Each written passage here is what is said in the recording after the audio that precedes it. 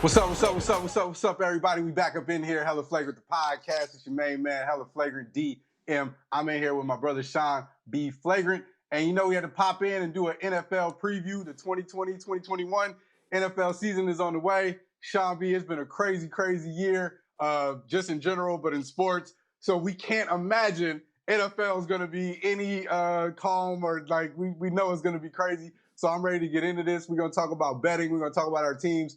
Let's get into football season. Let's get ready to kick it off. Yeah, man. I mean, football is back finally. I mean, the biggest of all the biggest sports. Man, I mean, we've seen NBA do their thing in the bubble. Obviously, baseball is trying to continue to, do what they can, even though they have a few positive tests here and there. They're still rolling. But now it's time for the big boy. The big boy sport in football coming back. NFL Week 1 is finally here. Texans, Chiefs. Yep. Started off with that Thursday night football, and then we roll into the Sunday night card with the weekend, man. Like all full slate of games. Man, I'm excited. I'm excited to see what this new brand of football looks like. Yeah, let's.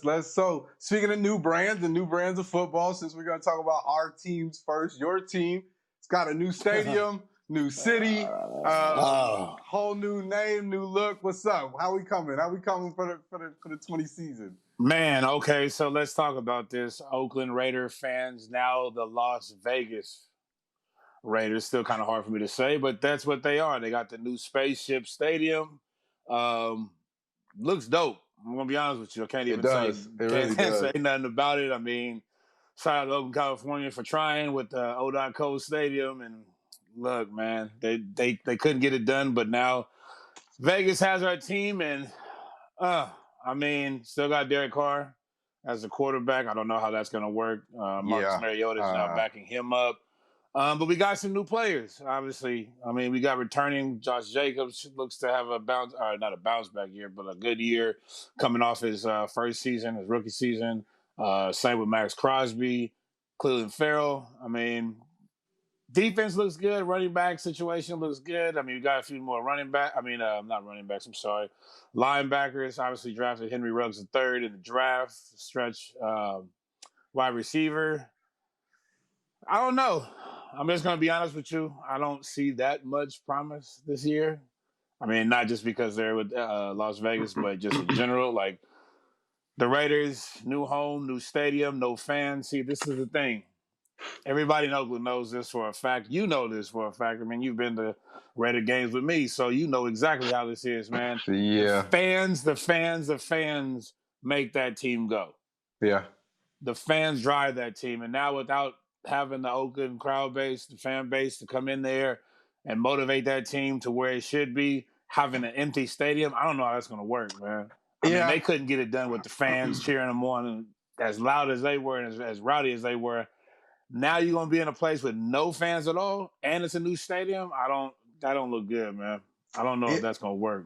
Yeah, I mean, I you know what, and I think for the Raiders to move to Vegas, they were to me the only team, prior to COVID-19 that could move to a location neutral like that and still survive, because the Raider fan base, Raider Nation is humongous. You know what I mean? As somebody that's lived in several different cities I've been to, like in Florida, they got whole bars with just Raider gear all in it, and people have never even been to Oakland, California, and are humongous Raider fans, diehard Raider fans. So that was going to be a cool thing. And so now, like, because of coronavirus, you don't have any fans. It does kind of mess that up. So it is kind of a weird entrance into a new stadium to not have Raider Nation right there with you. So I will say that, but I don't know. I mean, I will say this. Not to say that the NFL and the NBA are parallel, but we've seen how coronavirus, the bubble, has exposed certain teams, and so now you really got to play. And so maybe the Raiders have some guys that can actually play, and they'll get some shine, and we'll see. I don't know. You know what I'm saying? Yeah, I mean, I think their season will be a little bit better than last season. Obviously, last year was a complete disappointment. We all know about Kansas City and how good they are. I mean, Patrick Mahomes getting that monster contract, which was well deserved after coming off a Super Bowl win. Travis Kelce, Tyreek Hill, all those weapons that they have over there. The coach Andy Reid. That's going to be the problem. That's the big boy in the division. So I'm not really too concerned about that. The rest, in terms of the Chargers and the Denver Broncos. Now that in that case, yeah, maybe they might pull away. Maybe they might be a better team than those two. But in terms of the AFC, I think the AFC is a lot better. I mean, you got to deal with Baltimore. I think the Steelers are going to make some noise this year. Look for the Steelers. I'm telling everybody right now, look for the Steelers to come back and be on the promising, as long as Big Ben can stay healthy, that is. Tennessee's better.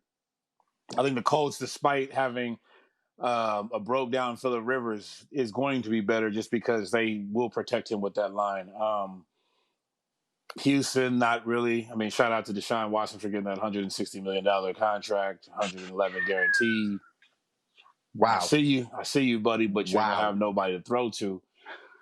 But I do think the AFC is going to be a problem, just in general. I mean, Baltimore, obviously, with Lamar Jackson and everything he's been able to do with that defense, I think they'll even still be at the top of the division. And I mean, Cleveland is there. They still are Cleveland, so we won't count them in. But that's still all I'm trying to say is that division still will make a little bit of noise. And I mean, we'll see. We'll see the outcome of everything that comes out with the Raiders and where they fall in the pecking order, I guess. But it's going to be a tough year, I still think. You know what I'm saying? I think with a team not having their fans and being so driven off their fan base, Raider Nation, we got to sit back and watch it from home. But we'll see how the team does despite having us around. Yeah, we'll see. So jumping over to the other side of the bay and my team with a few more wins recently. Not a Super Bowl win. It doesn't matter though. We were there. Y'all haven't even sniffed it in about 15 years. I mean, we both won. We both won. I didn't win the Super Bowl, so let's just call it like that. We'll say that. Our last times in it, we both didn't win it. So, 49ers. Obviously they are still seen as a formidable threat in the NFC, and especially the NFC West. But the NFC West is a little bit interesting now. Arizona has some stronger pieces in it. Not to say that they're going to be a threat in the sense that we're going to be scared, but Seattle's always a threat. That's a team that you can never count out. Any team with Russell Wilson on it, you can never count them out of anything. So you have to look there. The Rams, who knows what they're going to do, because we didn't expect the Rams that we got last season. So I don't know what Rams I'm going to get this season. So as I look at my team, all I can focus on is my team. And so defensively, D Ford, Nick Bosa, obviously those guys coming back, that's going to be a great thing to have on the defensive side. Offensively, where I'm concerned is, as of yesterday, well, when this is recorded, we just got another wide receiver injured. That's 3 in the past month. So who is Jimmy G going to throw the ball to? Now, granted, obviously the ground and pound game is really Kyle Shanahan's thing, as we saw in the Super Bowl. But however, we're going to need to get some deep threats some kind of way. Because your running game isn't going to work all the time, and that running game isn't going to work if you don't have anybody to throw to offset it. So that's going to be an issue, honestly. That's really, really going to be an issue, is our receivers. Who is Jimmy G going to throw to? What does Jimmy G's arm look like? His decision-making looking like from the pocket? Because, again, everybody's going to be looking for the Niners to run the ball. That's not a secret whatsoever. That's if it was before, it is not now. The 49ers are going to run the football. We've seen that. But what else are we going to do? And that's going to be the deciding factor to me in some of these games, is how we're going to put points up in the air. Yeah, no, I agree with you. I think the loss to DeForest Buckner is going to prove to be more serious than you guys think. Especially because if that's the case, not having him, I mean, Kinlaw drafting him was a good thing, but I don't think he's ready at this point. So what that means is, if you don't physically have to stop him, you can now double team Nick Bosa, who is a menace. But if he's double teamed, that means that there's no quarterback pressure. When there's no quarterback pressure, that means that you're defensive backs, your corners will have to work even harder. And that means that Richard Sherman, Emmanuel Mosley, right, K'Wan Williams, all those guys in the backfield, I'm looking at you because you might be exposed if a quarterback can sit there and throw the football, you know what I'm saying, towards you. Because we've seen Richard Sherman in the playoffs. Richard Sherman got beat quite a few times. Yeah, and I mean, if you look at this, looking down here, we don't play Tampa Bay in the regular season, but should we have to play them come a playoff game, that's going to be nasty. You know what I mean? Tom Brady at the helm and that receiving core going up against that backfield with no real quarterback pressure. A situation like that would be rough, even in the Arizona Cardinals situation. I mean, you look at what they have there and what they've done by moving. They put DeAndre Hopkins over there, and you have him with Kyler Murray now. You let Kyler Murray run around your pocket with no real pressure back there. I mean, that's going to put a lot of pressure on that secondary for the 49ers. You know what I mean? And we got to play them twice. So again, like I'm not saying the rest of Arizona's team is a serious threat, but that's something to watch right there. Is that secondary and how they're going to respond without having that quarterback pressure. So looking down the season, do you have a win-loss total prediction for your team? Are you coming up with a number? Yeah, I mean, I'm gonna go out on a limb and say that the Raiders won't win more than 7 games.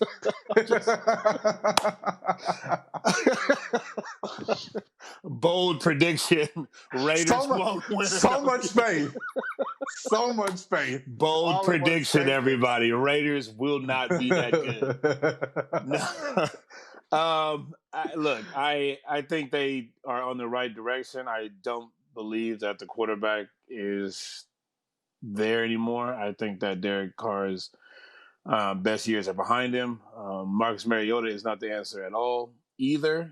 I think that they're both serviceable quarterbacks, and they both will be probably great backups for the rest of their careers. But I think that John Gruden, meaning, is going to have to find another quarterback at some point. And it's going to be proven this year because now Derek Carr has all his weapons. He has speedy receivers, like I mentioned earlier. He has, dual threat tight ends that are amazing with Darren Waller and Moreau. And actually, Jason Witten is there, which doesn't really mean anything. But, I mean, there's more weapons there. You have a running game. So there's not really a lot of excuses offensively. Their defense is getting better. I like the direction that they're going, but they're still pretty young. And with all the new pieces, I just don't see it. So I'm just going to say, bold prediction, like, again, I'm going to say 7 wins this year.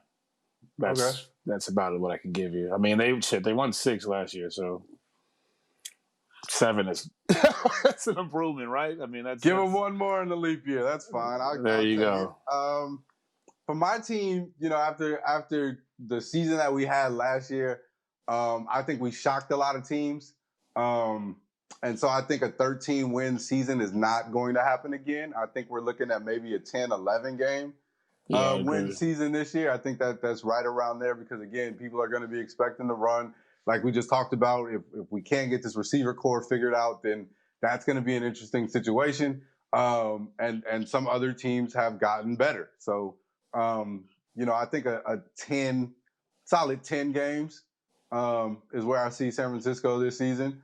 And I think I can live with that.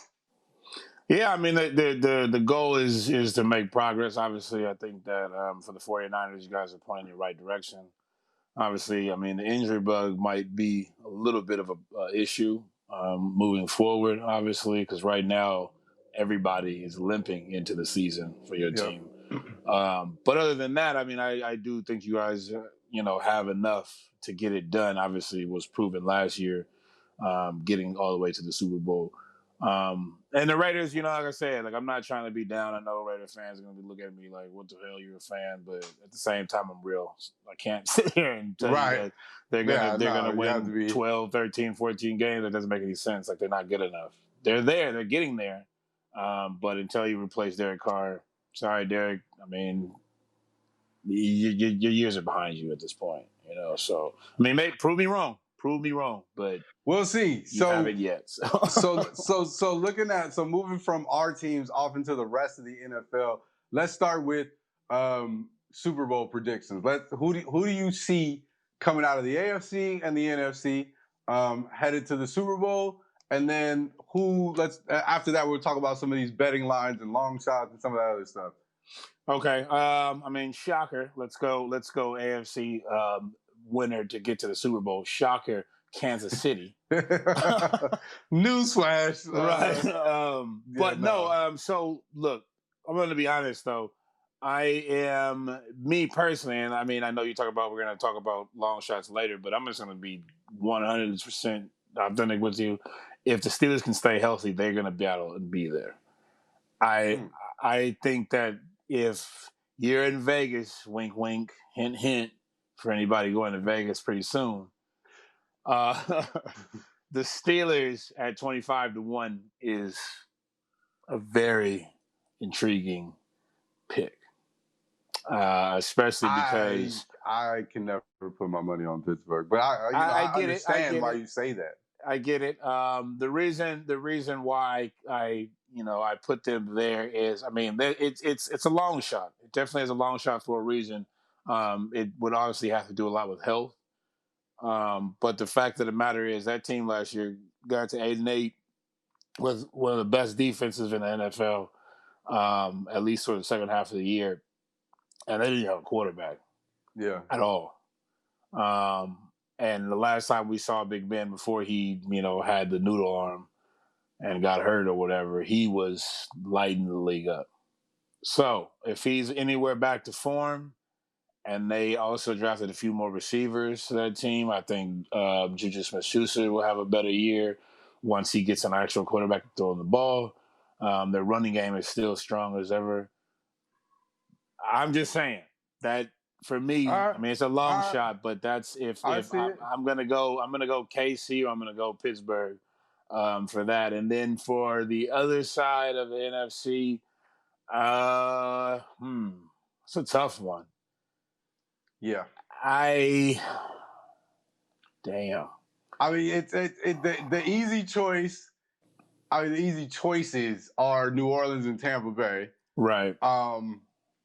Obviously, Tampa Bay, is looking even more loaded. They got Leonard Fournette now in the running back position to go along with Tom Brady, who has two of the best receivers that we've seen in the NFL with speed and size. And so with Tom Brady's arm attached to that, the Bucs do know how to lose games on defense, though. They will give up some points at the end of games. And so that may be a factor for them. But then you also have teams like, Cowboys are up here listed kind of high. The Eagles, are listed up here kind of high, you know what I mean? In terms of, you look at this list.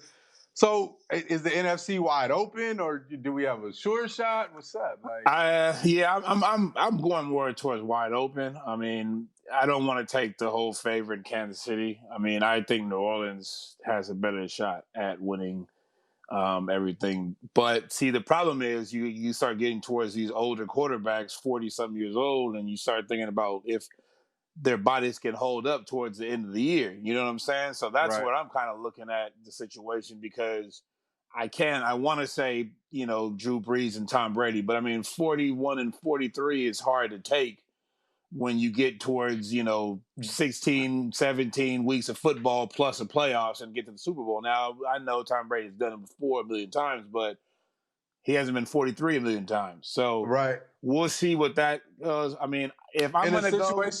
In a situation like New Orleans, though, not to cut you off, in a situation like they have, would you as a coach ever see yourself doing maybe a college-style offense where you don't use Drew Brees all four quarters, especially if you're ahead in games? Yeah, no, I actually think that if New Orleans was smart, I think that depending on the situation and who they play, they should alternate. I know Drew Brees wouldn't want to hear that because he's a stat king and he loves to get his stats going. But, with Jameis being there and being able to throw the football, to preserve Drew Brees and what he is, having two gunslingers on the same team, I don't see why that wouldn't be a problem. I mean, because Jameis can throw. I mean, he might throw it to the other team a few times, but he can throw the football. Fine, I mean, his arm. Their defense will get it back. Their defense Right, exactly. So, I mean, I would run something like that. I mean, Seattle looks good on paper, but their defense is still suspect, even though they got Jamal Adams. Dallas is the one that I like. I hate rooting for Dallas in general, so I don't want to say them. So, and I know we talked about this off camera, but how inspired is Dak going to be to play hard now that Deshaun Watson got all that money down the street? Yeah, I mean, well, that's the thing. I mean, the good thing about Dak is he knows it's coming at some point. And it might not be from Dallas, but it's going to come. Deshaun Watson getting paid, Patrick Mahomes getting paid, only says great things for obviously Lamar Jackson, but in a lesser extent, at least Dak. Just because if anything else, even if you franchise him up for a second time, now the total, because what the franchise tag, if anybody doesn't know, is the total of the top 5 quarterbacks. Right. It's somewhere, in the middle. But the higher paid these quarterbacks get, the higher your franchise tag will go. So, I mean, I'll be all for Deshaun Watson getting what he's gotten, because now if you put Dallas, or if Dallas, gets to the Super Bowl or gets somewhere far in the playoffs, now you don't have a choice but to pay the man. Yeah. So I think that Dak will be inspired. I mean, he's got a whole bunch of weapons on that team. I mean, they are loaded. At least on paper. It's just really, what can Mike McCarthy do? And look, I'm gonna go in and I'm gonna say them. I don't really know about their defense, but I'm gonna give them the nod in terms of picking from outside the box, even though I cannot stand to it's pick a 15-1. I mean, it's a 15-1. That's not bad money if they make it. But yeah, I'm gonna go with them. Just for that simple fact that I think that they're going to have to prove something, especially having a new coach and also having, all the weapons with I think Dak's going to try to make it very, very, very hard for Jerry Jones to look the other way this year. Yeah. Okay. So now just having a little fun with this list in the 50-1 and ups. So we're starting from 50-1 and up. That's Atlanta Falcons, Cardinals, Broncos, Texans, Lions, the Raiders, Dolphins, Jets, Giants, Panthers, Bengals, Washington, who doesn't have a mascot, and Jacksonville. Of those teams, any one of those, if they're like, hey, you know what? I'm gonna bet a stupid, super long shot, put $20 on a 50-1. Would you put money on any one of those? And that's to win the Super Bowl, right? Yeah. Atlanta and Denver. Okay. And the reason being, Denver, obviously, I mean, I know people are like, well, Denver, they might have found their quarterback with Drew Lock. And I don't think that he's the answer all the way, but they put weapons around him. Jerry Jeudy, I forgot the other receiver. I think his name is KJ Hamler, but he was a speed demon in college. I think he rated the fastest in the combine. But they have weapons galore. Now they added Melvin Gordon, and their defense, I mean, Vic Fangio over there, I mean, he's a defensive guru. You obviously know from when he used to coach 49ers, be the defensive coordinator. But I think that if they can stay healthy and get it together, I think that they could be a threat, especially because AFC, like I said, Kansas City is Kansas City, but they've also played Kansas City every year, excuse me, for 2 years, or two times a year for years. So they always give Kansas City problems just because they know who they are. Now, you have to get lucky here and there and getting spots, but I still think that if you're going to put your money on something for a long shot, I think Denver's a play. I also think Atlanta, because Atlanta in this situation last year, everybody thought Atlanta was just washed up. Well, the problem was Atlanta lost everybody to injury. Yep. Defensively, they lost everybody. So if there's some reason they can come back and they can stay healthy, nobody has seen what they could do on defense at all. They've had all these speedsters basically being down for the whole time. If they can come back to being healthy, their front line, the reason why Matt Ryan wasn't playing so terribly last year, I know because I'm on my fantasy team, was because their whole offensive line was hurt as well. You get all those back. You also get a running back and Todd Gurley. And if Todd Gurley can bounce back to anywhere close to what he did when he was with the Rams from the first year he got there, I think they might be a problem in that division. Yeah, I think Atlanta Falcons are one that people are probably looking over and not really paying attention to. Honestly, though, and this is going to pain me to say it, as a 49er fan, I would put my $20 on y'all. Like, in the year that we've had in sports and everything else being crazy and injuries and all kinds of stuff, I have a feeling that the Las Vegas Raiders will even at 8-8, because we've seen 8-8 teams make the playoffs. True. Stumble their way up the ladder. Like, I would put my $20 on them at 66-1. Like, I would do it. Honestly, is Patrick Mahomes going to switch to the Raiders, or what's coming? Because if you're going to go in there with Derek Carr, good luck. Again, these are wild long shots. I'm not saying that the thought process of good quality football is going to get them there. Something crazy would have to happen, obviously. Well, but I get what you're saying, and I'm not going to sit here and say I'm kidding about the Raiders. Well, I'm not kidding about the Raiders, but at the same you are right. We don't know what's going to happen this year without having fans, with COVID-19 still going on. It's not just about injuries and different things this year. Like, the talent might not even come into play for some of these games. Right. There might be a situation where, God forbid, a starting quarterback for any team gets COVID-19 and has to be out for a few weeks. Boom. Maybe the team that, you know what I'm saying? Like, there's ways there's just way too much. It could be any player on the team, or even if a player's family member gets it and they decide to leave from the team for that specific week, and now the Raiders get to beat a top team because one of their players are out. I don't know. You know what I'm saying? Yeah. I'm just going off of the fact that it's a crazy year, and in all that and knowing that, I think that the Raiders organization is going to be one that they focus on making sure they stay COVID free in that new city. Even though they're in the wildest party town in America. But again, it's that year right now. It's the year of the craziness. So yeah, and if there ever was a situation where betting on long shots was proven, this is probably the best time to do it. And I'm just saying that for any team. It doesn't matter what team it is.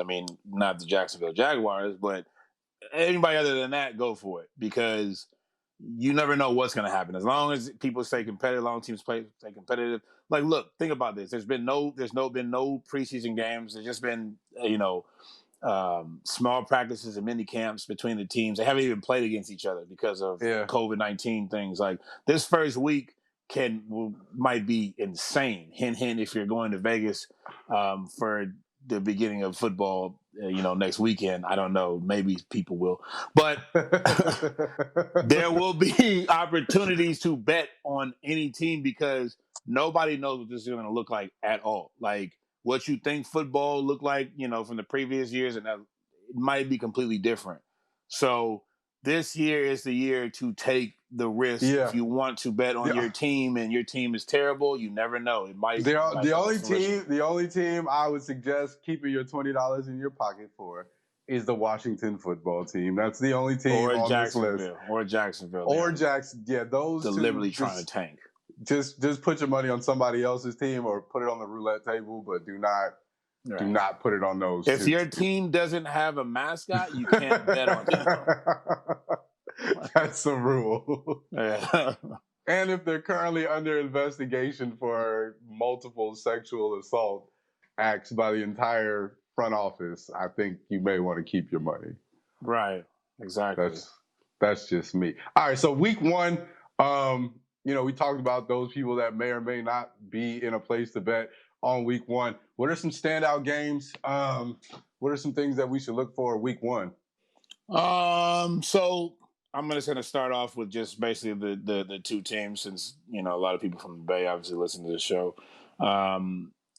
The second part of the game would be, or the second part of Sunday would be the 49ers and the Cardinals at Levi's Stadium.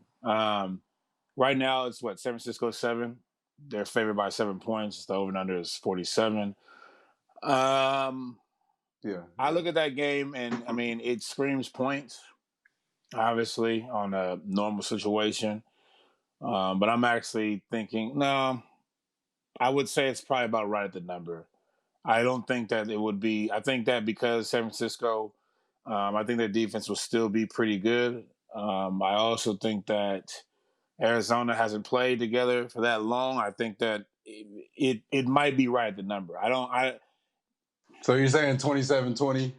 Yeah, I don't see it being. I don't see it being as high scoring as people think it would be, just because it's right off the gate. A lot of teams, both teams are kind of getting together. I think San Francisco has a lot of injuries right now. I think I would probably lean towards the under, even though it wouldn't look like that on paper.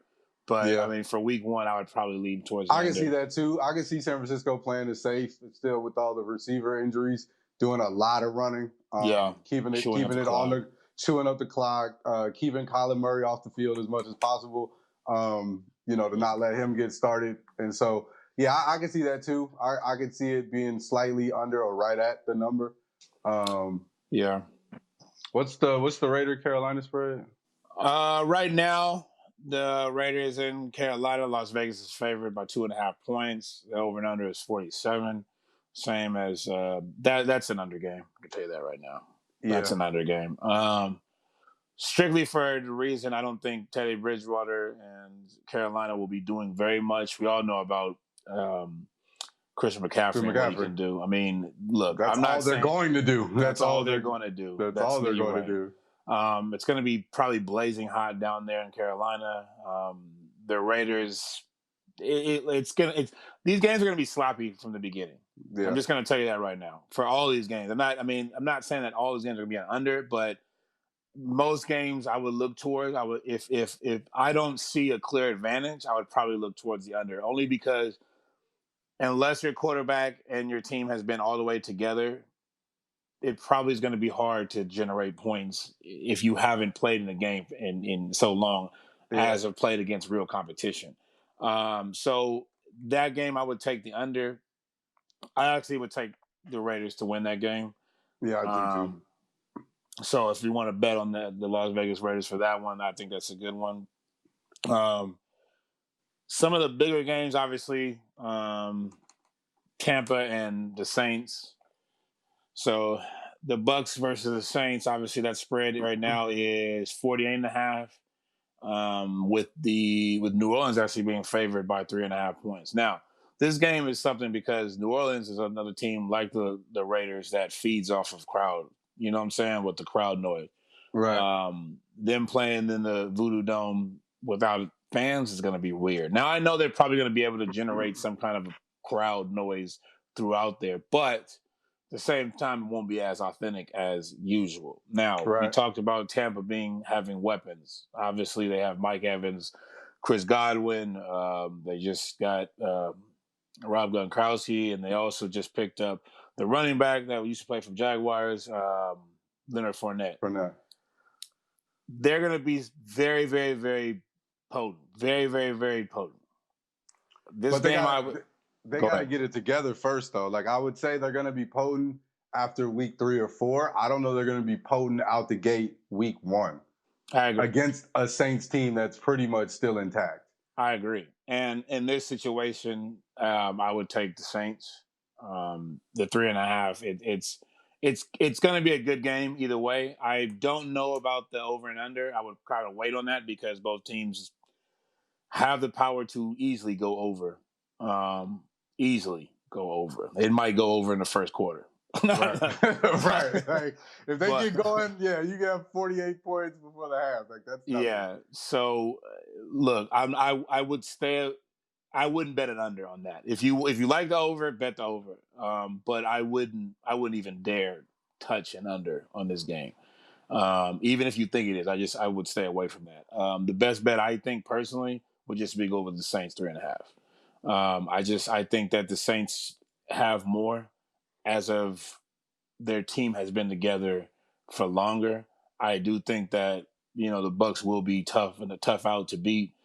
throughout the year. And once they get going, I think they'll be damn near unstoppable at some games. But right now, I think it's still going to take a little bit of time even for Tom Brady to learn the offense and to learn how these players, adjust and how they play. So I would go with that game with the Saints. Another big game. Well, I wouldn't say it's big, but it's America's team is the Cowboys and the Rams. It's Sunday Night Football. Let me see. The spread on that is Dallas is favored by 2.5, and the over and under is 51.5. It's in LA at the new stadium, SoFi Stadium, which in all accounts looks beautiful.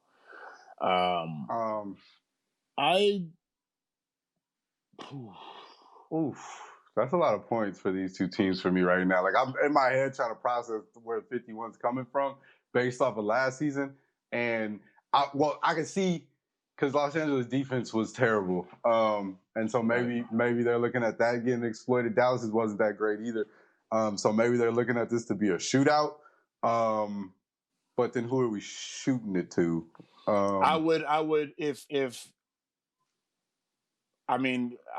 know that it's different. I would probably go with the Cowboys with the 2.5 instead of betting the over and under. I mean, I think the under probably would be more in play. Look, Jared Goff is decent when he doesn't have pressure, but at this time right now, not having Todd Gurley is not there. I'm not saying that Todd Gurley was all world, but at the same time, they lost a lot of players.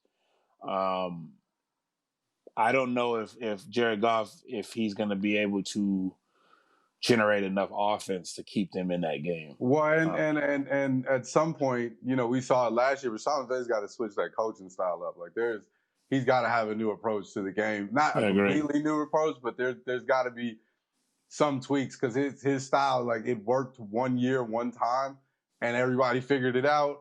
And obviously, we saw last year it didn't really work. And not having a real running back, the whole season kind of hurt that. But you don't have one now either. So what are you going to do? Right. I would probably take the 2 points with Dallas.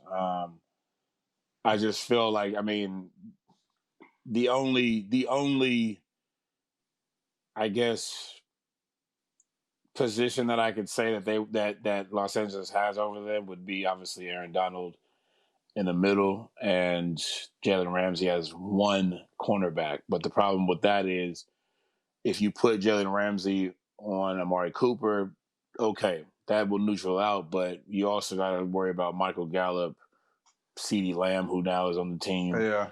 And obviously Ezekiel Elliott. So I would roll with Dallas on that one. I think that's most of the notable games. Yeah. Monday night they got Pittsburgh, New York. Obviously, I'm going Pittsburgh there, and then they got Tennessee, Denver. I'm going Denver there. I would take Denver too. That's another thing too. Like with Denver, especially earlier in the year, right now, Denver will have a few advantages on teams, strictly because of the altitude that they play at. And even though there's no fans and Mile High Stadium, gets real excited, real crazy when there is fans, just because of the travel with COVID-19, teams are not staying for a week when they travel now. Now they're trying to get there either the day before or maybe 2 days at the most. So you can adjust to being in the Mile High climate. And if you had any symptom close to COVID-19, I'm pretty sure that respiratory, that's a different effect. So yeah, Denver may have that advantage because they live in that climate. You're right. Like yeah, all home games I'm taking Denver. or the under. I'm taking Denver or the under on all home games for them. Yeah, exactly. So all right, well, cool. Well, it looks like football season's getting ready to kick off. I'm excited about it. You're excited about it. I know everybody that tunes in, most of them are football fans too, so everybody's excited about it. We'll be tuned in, right after week 1 is over. We'll definitely be wrapping up how things went. Looking at stories, there's obviously going to be a lot of stuff coming out. So stay tuned as we bring y'all all the news and updates from the 2020-21 NFL season as it goes. We're going to hope that it makes it all the way through. and we'll watch, and we'll be here with y'all as we get through, and we'll have, more Sean B giving us good betting advice. Me, I'm just talking because football is just kind of a leisure for me. But, we'll have everything that y'all want right here on the Hella Flagrant podcast. So make sure y'all check in with us, as the season goes on. Yeah, I mean, this is the best time of year right now, obviously, with basketball now being pushed to this summertime. I mean, you got baseball, basketball, and football all at the same time. I mean, as a sports fan, nothing can be better than this. Yep. So we here. Y'all make sure y'all tune in. Hella Flagrant the podcast, theflagrantfoul.com. The Flagrant Foul shop is coming back very soon, so we'll have some merch in your favorite team's colors for all these seasons coming up. So stay tuned, lock in, tap in, like, share, follow, comment, post. We love y'all. We appreciate y'all. Hella Flagrant the podcast. We'll be right back with y'all. On that note, we out. Peace. Peace.